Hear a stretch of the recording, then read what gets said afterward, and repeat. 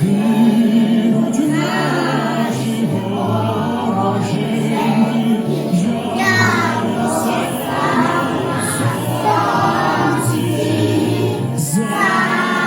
Запануйте, німи, браття, у своїй сторонці.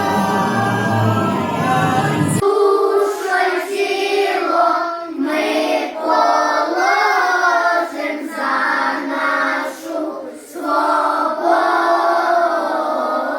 і покажем, що ми браття козацького роду.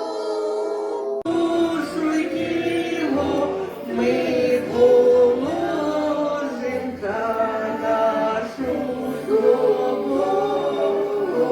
свободу і покажем, що ми